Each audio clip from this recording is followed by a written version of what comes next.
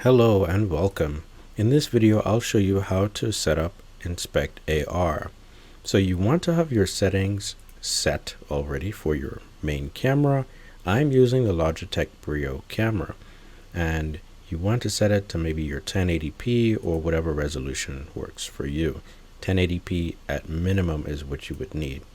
Let's go to projects. You can create a new project, upload your XML or IPC 581 files and a bill of materials, and then you'll get a project added that looks like this.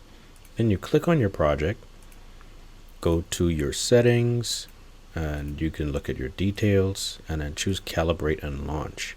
Make sure you have the actual board with you on hand with your webcam set up and on a stand preferably, so that your webcam doesn't move around. You also want to elevate the printed circuit board to the level where the webcam can see it easily and where it has some proper lighting. Now I'm going to zoom in using my mouse wheel, and notice how the zoom goes from 1, which is the minimum zoom level, to 1.6 and whatnot. This is the top side calibration. So actually I need to flip my PCB, flip it over there, and get roughly in this area. So I'm going to zoom, get my board edges in there, more or less, right? See how close I can get on my board edges.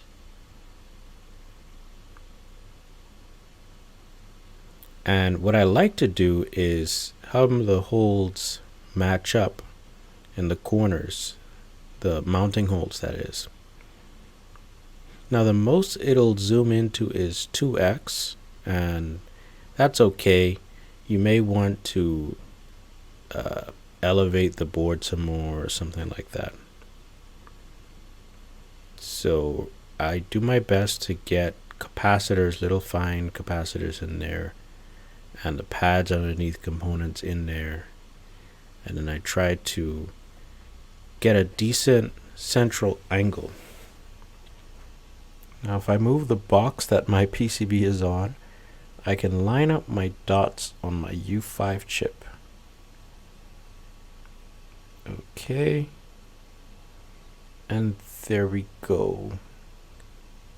Alright, so next what you want to do, with your central components being more or less fixed on there, more or less centered, and the capacitors too that are toward the center, this is where it's best to line, and then everything else sort of scales away, and you want to hit your autofocus.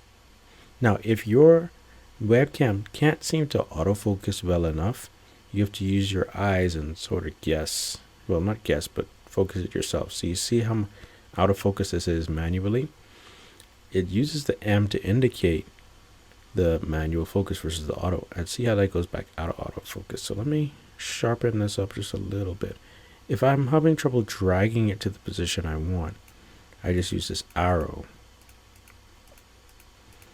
to get it just in focus. There we go. And then I keep going that way, like that. Just playing with the different things. There we go. Okay, I think this is good enough. So hit the check mark for that manual focus. Take a screenshot with this button here on the right, this big button. Now I have my thing where I can use the X, Y coordinates. I can only say manipulate in the X direction. See how the X axis is fixed? And then I would move my boundary just outside of the PCB bounds, both on the right side of the board and on the left side of the board. Next, let's do it in the vertical direction, the y-axis. Now the board itself is underneath, it chips under the connector, so we need to account for that. Bring these in a little bit. Ignore the connectors. All right, I think this is good enough, so hit the check mark. And now we're going to calibrate the bottom side of the PCB. So turn it over. And this is just so cool, by the way. And what I like to do, see, I'm at 2x zoomed in. So I'm going to zoom out, get my board edge more or less in there. And then I'll move my thing ever so slightly. I want my center components to be aligned. Like my centermost capacitors and whatnot. And then everything will scale, like everything else will sort of scale once I align them. But make sure your central devices are aligned. All right, so now I'm trying the autofocus. And autofocus is having some issues, so let's switch to manual instead. Right, that spot. All right, hit the check mark, take a picture.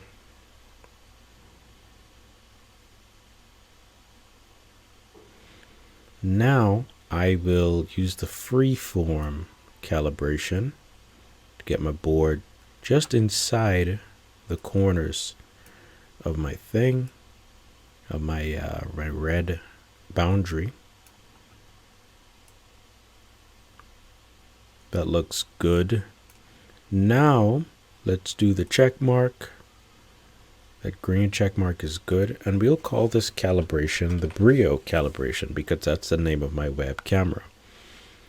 Personal cloud, I will save it to. Hopefully this uploads to my personal cloud. If it does not, it will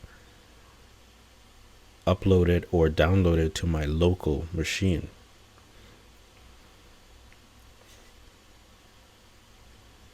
All right, we are at 100%.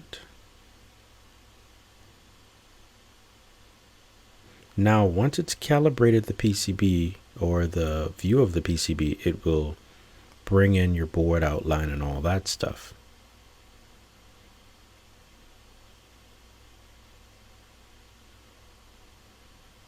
Let's turn on the top layer of the PCB. So we have the top layer. And if I click on, say, this, I see that C5 gets selected. Yeah. If I click on this, C04 selected, there's a little bit of an offset. So see that? It's not quite calibrated the way I want it to, not for those, but for these capacitors, they are. So if I hover over that, I get a C2, you know, you can click on that. It's a little off. So this is, yeah, that C is probably over there. And this is the bottom of the PCB. Let's look at the top. The cool thing about InspectAR is it can track this stuff in real time. So when I hover my mouse cursor over this part, it's the U5, I can click on it and it gets selected. Very, very cool. Now I'm going to add some more components from my list. Let's go to the information tab. I can request part information since I uploaded a bill of materials, but I won't do that just yet. Let's go to all layers.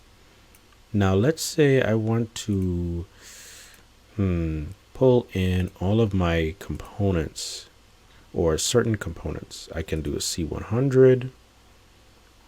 And you know what? Let's filter for all the U's. We've got U 10, 11, 14, 5, and 3. I can assign them as a group. So I add that as a group. That's very cool. Now what I can do is say, look at just U5 and then look at information for U5. There's no data sheet here, so I will request the part information. Now for this to work, I need to have my DigiKey login. So I need to be logged in the DigiKey. Okay, at the same time as being logged into the web app. of InspectAR, and somehow they sort of automatically link up. And you can request the part information, open the data sheet within the software. You can also look at related items for that device. Let's say I want to find the associated net ground OSC0 or OSC0, and I can click on that and zoom in. See that? See that purple that shows up? Let's deselect those. The blue is deselected. That was the ground. So you may not have seen it. Let's pan using the middle mouse button, zoom in, and I'm going to highlight, say, actually, even if I just hover over the net, it shows me the net. Yeah? Well, what if I don't want to search for nets only associated with that device? Well, I don't have to, but actually, let's take a look. Maybe USB. You can select this one and then extend the selection to include more things. This is where this net digital ground is connected to everything else. You see that? Fantastic. And then all the devices that the digital ground is connected to. So I'm going to hide and delete this overlay, or I'll just hide it. You can hide it or get rid of it. Now, instead of the actual board, the actual PCB, I can launch a demo of another board and use the picture of the board. So let's see. Okay, what I'm going to show is how you can use a picture of the BeagleBone Black to import and calibrate and do all that stuff, just like if you had a real PCB. So what you want to do is go back to your project, and then you want to set a new calibration. This new calibration will be based on the photo or image of the PCB instead of the PCB itself. Now I will take a picture.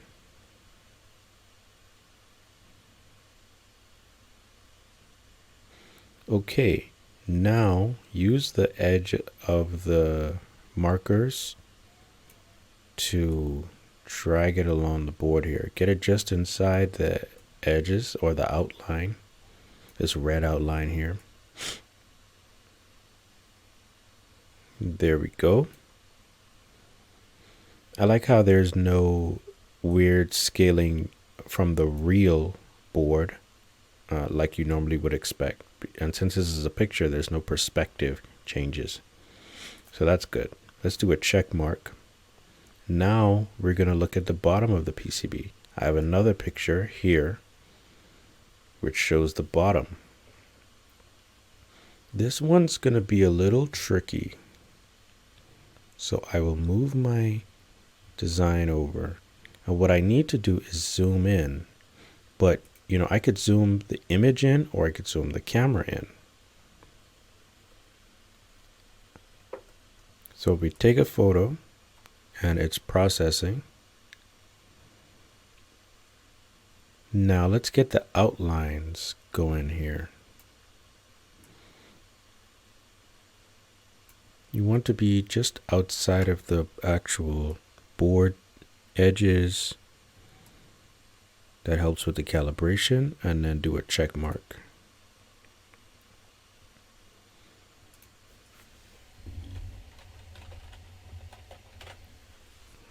Okay, personal cloud would be my choice. Uploading the calibration.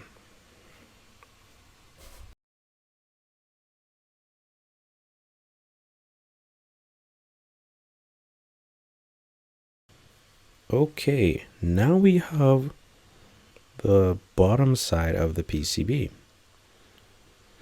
What I'll do is I'll switch to the top side and see what happens. So if I hover over this chip, if I move my board, it's tracking the outline in real time. That's good. If I try to click on the chip, oh wow, U5 gets highlighted. That is fantastic, yeah. All right, what I'll do is take a screenshot or a snapshot of the screen. So you want to freeze, then you can stretch and zoom, move things around with the middle mouse button, just like that. And I can click on different devices. Look at that. So in real time, I don't have to have my webcam active all the time looking at the image of the board or the board itself. I can freeze it and then move things around. Now I'll add a comment here. It looks like this part U2 has an issue, so maybe we need to check the datasheet, or rather check the manufacturer part number for this device. We may need to replace it with the DigiKey part number directly. Let's click on New, and for U2 I can do cloud, my personal cloud, or local only, and I'll make a comment. It says replace with DigiKey part number.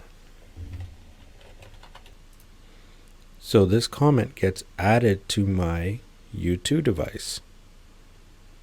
Let's say I want to make a comment on this device. I click on here and this shows up. But guess what? Before I even make a comment on that one, how about I select this comment and reply to it and say, this is obsolete. Hit reply. Okay. And we can look at all comments. We can look at attached comments. So P3 has been selected. So we'll do a new comment for P3.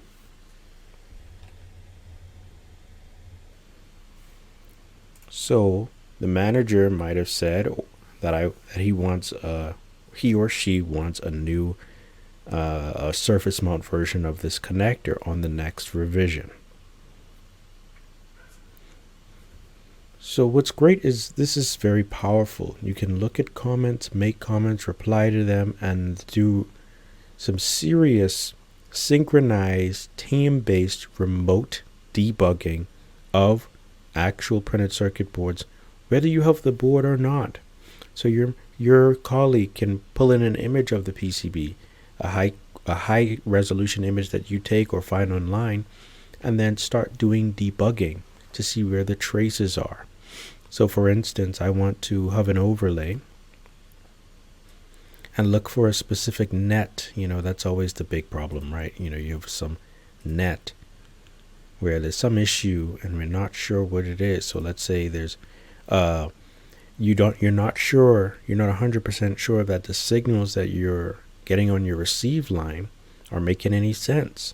So you want to add that as an individual item, highlight that trace, and then take a look at it and then zoom in there without having to worry about, is the webcam going to be looking at the board properly? Okay, now you can look at your net, see if it's supposed to be connected, see where it is connected, you know, so on and so forth. And what's cool is you can look at information, see what layers are attached to that net, your top and your inner copper and everything, and see what nets or components that net is related to and connected to. Very, very, very convenient. This saves extreme amount of time.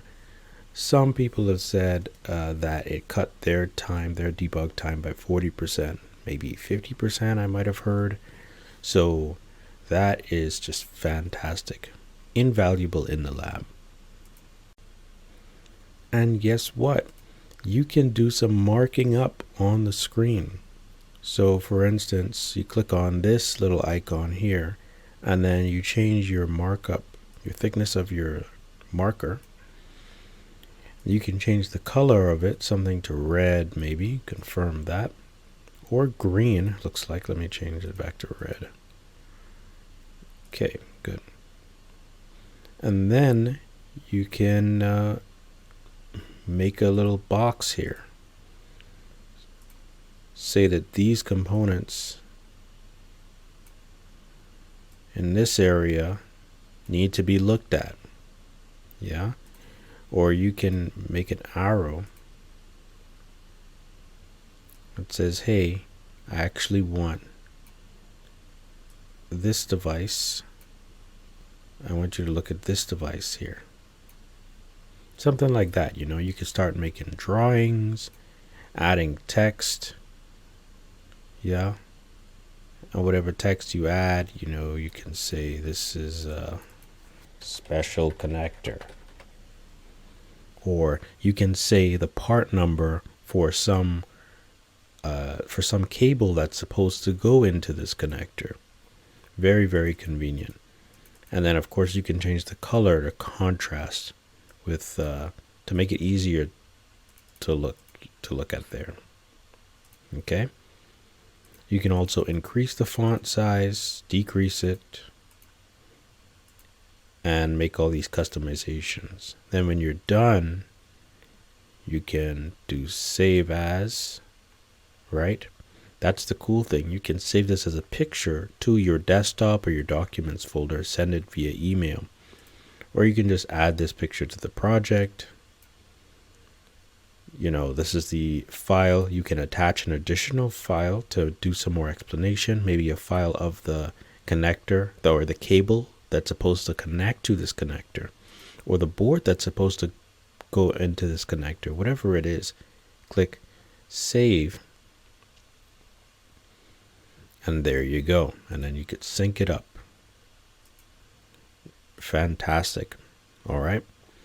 This is just wonderful, and it's just super convenient. I wish I had this years ago when I was doing debugging, doing more debug and testing in the lab. But when you're dealing with hardware, you're always debugging and testing anyway once you get your boards in. So, okay, you can undo different things and then exit to your dashboard, and that's InspectAR. So here is where you can get this magnificent tool. It's really awesome. I mean, it's just ridiculous how valuable and useful this software is. This is InspectAR, and their website is InspectAR.com. You can see quick videos and pictures and some text and all that stuff. That just explains how you can use it and shows how you can use it as well. Very powerful software. You would just go to your account, sign up, and choose download. There you can get the free trial. You can also just try for free on this button here. 14 days free use to see how everything works. They also have a lot of demo designs. So if you have a board, like an actual board that you order, like the BeagleBone Black, but you don't have the design files, don't worry. You can use the design files that they've already preloaded. Very awesome. I just can't state how valuable and powerful this is, because when you have to do the debug and testing the normal way, the old way now, where you look at the PCB, you do your testing, you write down what you tested, you look at the schematic, like you print out the schematic sheet, a big old schematic, and then you have to look and find and see which pin is what, and also figure out which pin is which component is oriented in which direction, which pin is pin number 1 on a PCB footprint or device, and just figuring out which layer a trace may go to. It just saves so much time. It's so time consuming doing hardware debug and testing. It can take a whole day to get through half or most of a PCB when you're really going in to a board that's connected to a system. So that was my experience with doing hardware testing and validation, just for a few times as an electrical systems engineer when I was working at a job of mine. Okay, so if you haven't heard of InspectAR, now you have. Try it out. Definitely get the license. I highly recommend it. In fact, it's mandatory. Now that this is out, I would say this is mandatory for the new hardware testing and validation. All right. Thank you so much for watching. Please get the software. It will change your life if you are doing any sort of hardware testing and validation. Bye.